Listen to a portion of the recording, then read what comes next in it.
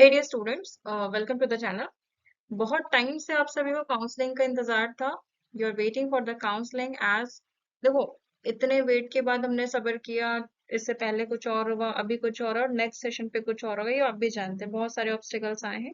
लेकिन फाइनली कुछ ना कुछ सरकार अब कुछ तो चेंजेस कर ही रही है, कुछ तो शायद टाइम पे ला ही रही है। तो इस टाइम की घड़ी में अब वो काउंसलिंग का शेड्यूल उन्होंने दे दिया है।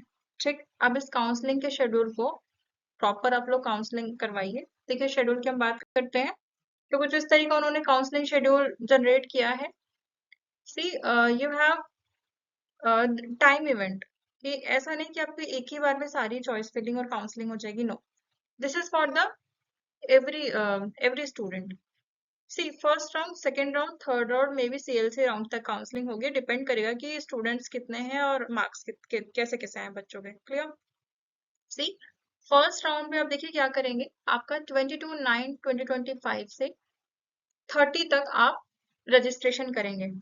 ठीक, इस रजिस्ट्रेशन में आपके वो पता चले कितने बच्चों ने रजिस्ट्रेशन किए, चाहे वो 30 मार्क्स हो, 29 मार्क्स हो, या 78 मार्क्स हो, या 80 मार्क्स हो। डिपेंड ऑन लोवेस्ट और the highest mark, every student will the register the form. So आपको देखना है ये कि कितने, अब जब आप रजिस्ट्रेशन करोगे तो एक फॉर्म आएगा पूरा, एक पीडीएफ बन के आएगी जिसमें सारे स्टूडेंट्स का डेटा और सारा आपको दिखेगा कितने बच्चों ने कहाँ से नंबर तक फॉर्म रजिस्टर किए, क्लियर, काउंसलिंग के लिए अप्लाई किए।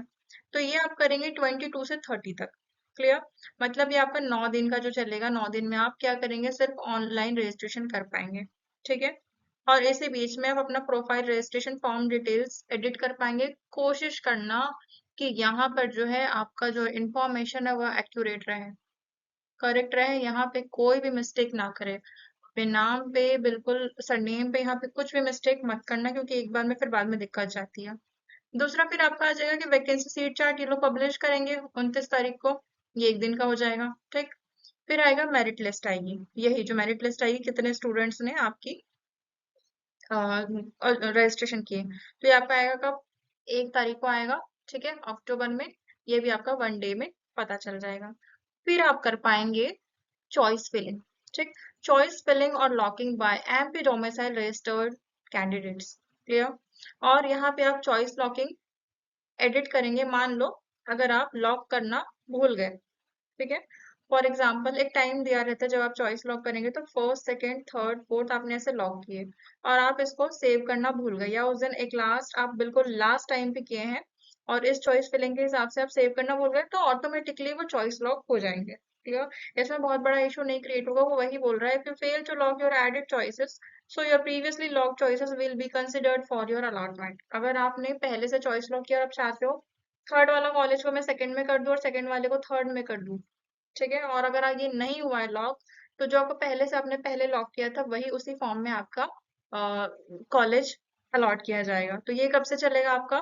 2 तारीख से 7 तारीख के बीच में। ठीक है, ये चलेगा आपका 6 दिन का। ठीक है, 6 डेज का। ये जो है सबसे मेन पॉइंट आपका यही है कि आप चॉइस लॉकिंग कैसे करते हैं। मैं इसमें थोड़ा डिटेल में बात करूंगी कि चॉइस लॉक क्यों जरूरी है, क्यों बाद में आपको अम, फर्क पड़ेगा इस चॉइस लॉकिंग से। ठीक, फिर आपका अलॉटमेंट लेटर आएगा पहले फर्स्ट राउंड का, ये आ जाएगा आपका 13 तारीख का। मतलब देखो, जब आपने 1 तारीख को आपका मेरिट लिस्ट आएगा, 2 तारीख से 7 तारीख तक आपकी काउंसलिंग हो जाएगी और 13 तारीख को आपकी अलॉटमेंट आ जाएंगे। ठीक, अब 13 तारीख से 14 तारीख तक या 18 तारीख तक आप अपग्रेडेशन के लिए लेटर जनरेट कर सकते हो और आपका अलॉटमेंट जनरेशन आएगा। ठीक, अब जैसे ही आपके अलॉटमेंट लेटर आएंगे, या तो आप ज्वाइन करेंगे या तो अपग्रेड अपग्रेड के लिए डालेंगे। अगर आपकी पसंद का कॉलेज आता है, अगर आपके मार्क्स बहुत अच्छे हैं, तो डेफिनेटली आ जाएगा फर्स्ट राउंड में ही। अगर आपको ऐसा लग रहा है कि मैं इस कॉलेज में नहीं ज्वाइन करना चाह रही हूँ, मान लो आपको उज्जैन मिला, ठीक है, या मान लो आपको जबलपुर मिला, किसी भी कॉलेज में अगर आपको मिल गया, आप सोच रहे हो कि मुझे यहाँ पे नहीं ज्वाइन करना है क्योंकि मेरे घर के पास नहीं और छुट्टियां नहीं रहती है, तो बहुत दिक्कत जाती है, तो अगर आपके मार्क्स अच्छे हैं तभी आपके फर्स्ट राउंड में सिलेक्शन हुआ, तो सेकंड राउंड में भी डेफिनेटली सिलेक्शन हो जाएगा। अगर आप चाहते हो कि इस राउंड पे ना हो, मैं सेकंड राउंड में काउंसलिंग कराऊं, तो वो कर सकते हो। तो you will be opt for the upgradation.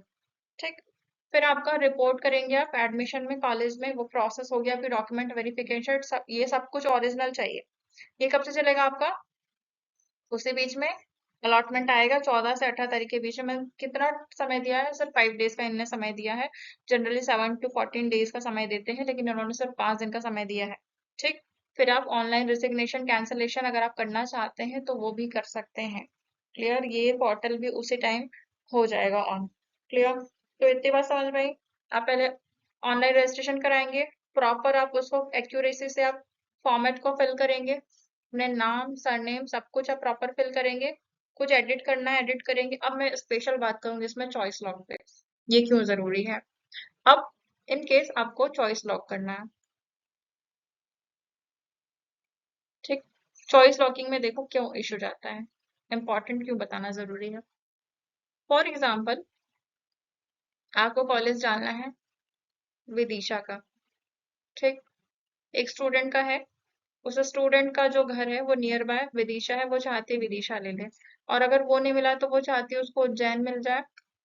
Ujjain नहीं मिला तो वो चाहती है जबलपुर मिल जाए। और जबलपुर नहीं मिला तो फिर वो चाहती है भोपाल मिल जाए। ठीक। मैं एक बस क्राइटेरिया बता रही हूँ ओवरऑल, डीए में डीएचएस दोनों को लेके। तो अब वो चाहती है ऐसा ऐसा कर ले। ठीक। अब वो स्टूडेंट विदिशा चाहती है तो वो फर्स्ट प्रायोरिटी विदिशा की रखेगी, फिर उज्जैन की रखेगी, उज्जैन के बाद जबलपुर की रखेगी, जबलपुर के बाद भोपाल की रखेगी। इसको हम बोलते हैं प्रायोरिटी ऑर्डर। क्या बोलते हैं? Priority order. इसका मतलब ये कि ये स्टूडेंट का घर नजदीक है तो वो चाहती है कि विदिशा का अच्छा कॉलेज हो तो विदिशा में पढ़ के निकल जाए। ठीक। क्यों ये जरूरी है? प्रायोरिटी बहुत जरूरी है आपके कॉलेज की। आपने जैसे ही चॉइस लॉकिंग करेंगे, चॉइस फिलिंग करेंगे, उसी वे में आपको फीडबैक मिलेगा। मतलब अगर आप विदिशा डालेंगे तो पहली प्रायोरिटी आपकी विदिशा की रहेगी, ना कि उज्जैन और भोपाल की। क्लियर हो रही है बात? इस चीज को समझिए आप चीज। अब मान लो बस आपने हवे में काउंसलिंग कर दिया, चॉइस लॉक कर दिया, लेकिन मान लो आपको विदिशा ना मिला, जबलपुर मिल गया। अब आपके घर से जबलपुर है बहुत दूर, बहुत ज्यादा डिस्टेंस है, खूब सारा डिस्टेंस है आपके घर से। तो जब आप बाद में जब आपकी ये जो जब आपकी ट्रेनिंग पीरियड रहेगी तो ट्रेनिंग पीरियड में आते हैं इशू। क्यों?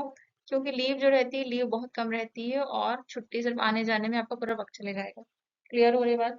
तो चीजों को समझिए कि आप जो काउंसलिंग है, काउंसलिंग का तरीका प्रायोरिटी में डालिए। जो आपको पहले पसंद है, आप जिसमें आप ज्वाइन करना चाहते हैं, आप उसको फर्स्ट में डालिए। फिर आप जो अब नहीं, उसके बाद वो नहीं मिला तो कोई दूसरा कॉलेज मिल जाए, वो आप सेकंड में डालिए। वो नहीं चाहते दूसरा मिल जाए तो आप थर्ड में डालिए। क्लियर? ये बता दिया कि प्रायोरिटी कि आप कौन से कॉलेज में एडमिशन लेना चाहेंगे। ये सारा प्रोसेस आपके सिर्फ कॉलेज पे डिपेंड करेगा कि कौन सा कॉलेज आपने चूज किया था। इसी के लिए काउंसलिंग की जाती है, नहीं तो आपको कोई भी कॉलेज अलॉट किया जाता, कर दिया जाता। दैट्स वाई, क्योंकि आप ही डिसाइड करेंगे आपका होम टाउन कहाँ है और आप किस डिस्टेंस पे आप लेना चाहते हैं। क्लियर? तो ये आपकी थी काउंसलिंग चॉइस लॉकिंग की बात। दूसरी चीज, स्टूडेंट्स कंफ्यूज हो रहे हैं कि मेडिकल सर्टिफिकेट पहले बना ले क्या। तो मेडिकल सर्टिफिकेट के लिए मेरा ये कहना था, मेडिकल सर्टिफिकेट के लिए आप पहले अलॉटमेंट आने दो। ठीक है। अलॉटमेंट में अगर एक बार आपका नाम आ जाता है, ऑलरेडी 5 डेज का टाइम है, एक दिन में आपका डिस्ट्रिक्ट हॉस्पिटल से बनाना रहता है ना आपका, तो डिस्ट्रिक्ट हॉस्पिटल से आपका फिटनेस बन जाता है। ठीक। तो पहले आने दो, क्योंकि ना डेट चेक की जाती है और अलॉटमेंट के बाद ही आप करवाइए। मान लो आपका अलॉटमेंट 14 को आया ना, तो 14 को ही आप ये करवा लो, या 14 या 15 को करवा लो, 16 को चले जाओ। ये किया जा सकता है। तो पहले से फिटनेस नहीं बना, क्योंकि आपकी डेट चेक की जाएगी आपने कब फिटनेस करवाया है। तो मेरा कहने का ये मतलब है, वैसे तो एक दो दिन पहले भी करवा सकते हैं, लेकिन मेरा कहने का मतलब ये है कि आप अलॉटमेंट आने के बाद ही अपना फिटनेस बनवाइए डिस्ट्रिक्ट हॉस्पिटल से, और फिर आप वो ले जाके दीजिए। दूसरी चीज, जो आपके डॉक्यूमेंट्स है उसकी मैंने ऑलरेडी दोबारा से वो अपलोड किया है, और चैनल में भी ऑलरेडी मैंने डॉक्यूमेंट्स की वीडियो डाल रखा है, तो उसको भी बहुत अच्छे से देखना, मैंने बहुत डीपली क्लियर किया है। ये जो आपके डॉक्यूमेंट्स रहेंगे, ये ओरिजिनल रहेंगे, है ना। टीसी वगैरह, माइग्रेशन, गैप सर्टिफिकेट, अगर आपको लग रहा है नहीं लग रहा है वो आप चेक कर लीजिए, उस वीडियो में मैंने बहुत डिटेल बताया है। तीसरी चीज, आपके बॉन्ड साइन किए जाएंगे, तो इसका भी विशेष ध्यान रखना। 2-2.5 लाख का बॉन्ड रहता है, किसी ना किसी चीज पर कोई बॉन्ड किया जाएगा। उसके बाद विद इन अ कुछ डेज, जब सारी काउंसलिंग कंप्लीट हो जाएगी तो आप लोगों को कॉलेज बुला लिया जाएगा। क्लियर? तो ये था आपका काउंसलिंग का शेड्यूल, बहुत अच्छे से आप इसको फॉलो करिए। मेन आपका फोकस रहिए आप चॉइस लॉक पर। जैसे ही आप चॉइस लॉक करेंगे वैसे चीजें होगी। क्लियर? कुछ भी अगर डाउट होता है आप मुझे कमेंट करिए, कोई भी इशू होता है I will tell in the comment.